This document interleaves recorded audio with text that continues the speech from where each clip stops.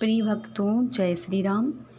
आज हम सुनाएंगे स्वामी रामसुखदास जी की पुस्तक भगवान उनकी भक्ति से सब कुछ भगवान ही का दूसरा भाग। विवेक मार्ग में साधक असत का निषेध करता है। निषेध करने से असत की सत्ता बनी रहती है। साधक असत के निषेध पर जितना जोर लगाता है उतनी असत की सत्ता दृढ़ होती है। अतः असत का निषेध करना उतना बढ़िया नहीं है जितना उसकी उपेक्षा करना बढ़िया है। उपेक्षा करने से अपेक्षा सब कुछ परमात्मा ही है, ये भाव और भी बढ़िया है। स्वामी रामसुखदास जी कहते हैं, अतः भक्त ना असत को हटाता है ना असत की उपेक्षा करता है, परंतु सत असत सब कुछ परमात्मा ही है ऐसा वह मान लेता है। ज्ञान मार्ग में गुणा गुणेषु वर्तन्ते, गुण ही गुणों में बरत रहे हैं। इसमें इंद्रियां सब कुछ वासुदेव ही है। इसमें इंद्रियां, विषय, पदार्थ और क्रिया तीनों ही नहीं है। प्रत्यक्ष केवल भगवान ही भगवान है। जैसे ज्ञान मार्ग में अत्यंत वैराग्य की जरूरत होती है,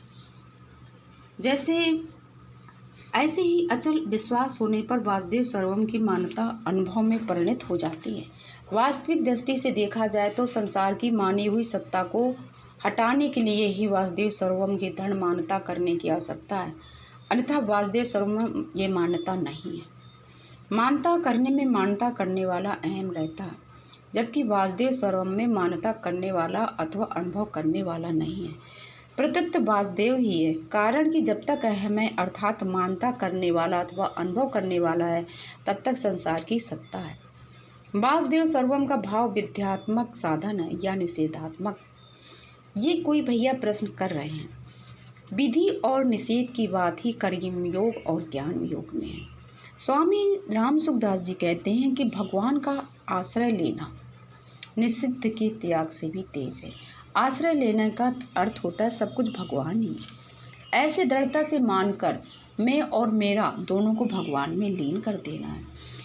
प्रश्न है कि सब कुछ परमात्मा ही है, इस बात को सीख लेना और अनुभव करना, इन दोनों में क्या भेद है? तो स्वामी रामसुखदास जी उत्तर देते हैं कि सीखने पर मनुष्य सब कुछ परमात्मा ही है इस बात को याद कर लेगा, इसका ठीक तरह से वर्णन कर देगा, इस विषय में पुस्तक लिख देगा, व्याख्यान दे देगा, पर उसके भीतर जगत की सत्ता रहेगी। अनुभव होने पर उसकी एवं परमात्म तत्व में ही समान स्थिति रहेगी। तात्पर्य है कि सीखने में जगत की सत्ता रहती है और अनुभव करने में जगत की स्वतंत्रता नहीं रहती है। प्रत्युत सब समय तथा सब जगह एक परमात्मा ही रहते हैं।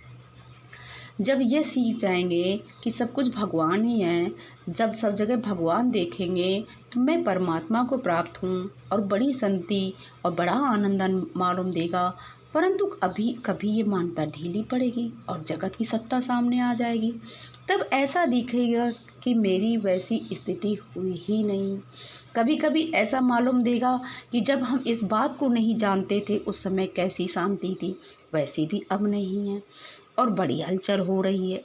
जगत की सत्ता जितनी दृढ़ होगी उतनी ही अशांति, हलचल, दुख, संताप पैदा होंगे।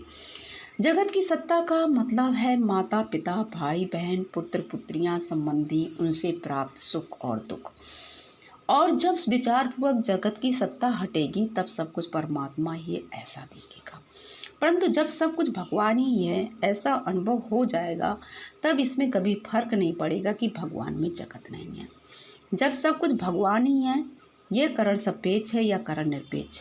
ये कारण निरपेक्ष है। जैसे हम सीढ़ियों से छत पर चढ़ते हैं तो ऊपर जाते ही सीढ़ियाँ अपने आप छूट जाती हैं, ऐसे ही भक्ति में करण अपने आप छूट जाता है, उसको छोड़ना नहीं पड़ता है। विवेक मार्ग का साधक विवेक विचारपूर्वक सीढ़ियों को छोड़कर ऊपर चढ़ता है। अतः छोड़ना और छूटने वाली वस्तु की सत्ता रहने से अहंकार दूर तक साथ रहता है। लेकिन स्वामी रामसुखदास जी कहते हैं, परंतु भक्त तो प्रारंभ से ही भगवान निष्ठ अर्थात भगवान के परायण आश्रित रहता है, इसलिए भक्ति में कारण का भगवान के साथ संबंध रहता है। जबकि मैं साधन करता हूँ, इस प्रकार साधन निष्ठ होने पर करण के साथ अपना संबंध रहता है। भक्ति में साध्य भी भगवान है और साधन भी भगवान का भरोसा है। आपको ज्ञान मार्ग में ये होता है कि साधक जो करता है तो उसको थोड़ा सा अहम भाव आ जाता है कि मैंने इतना साधन किया, जप किया, भजन किया। लेकिन जो भक्ति मार्ग में चलते हैं तो उनको इन बातों से मतलब नहीं होता है, वे केवल भगवान का ही भजन करते हैं, उनमें अहम का अभाव होता है। अतः भक्त में साधन करता हूँ ये भाव होता ही नहीं है। प्रत्युत ये वो समझता है कि सब भगवान की कृपा से साधन हो रहा है, अर्थात भगवान है, भगवान ही सब करवा रहे हैं, मैं नहीं कर रहा हूँ। करी गोपाल की सब होए, इसलिए भक्त में कर्तव्य नहीं रहता। अगर कुछ कर्तव्य रह भी जाए तो उसको भगवान नष्ट कर देते हैं। सब कुछ भगवान ही है। इसका अनुभव करने का साधन क्या है? तो स्वामी राम सुखदास जी इस प्रश्न का उत्तर देते हैं कि इसका अनुभव करने के लिए 3 साधन हैं: कर्म योग, ज्ञान योग और भक्ति योग। कर्म योग में साधक कर्म में अकर्म और अकर्म में कर्म देखता है। ज्ञान योग में साधक संपूर्ण प्राणियों में आत्मा और आत्मा में संपूर्ण प्राणियों को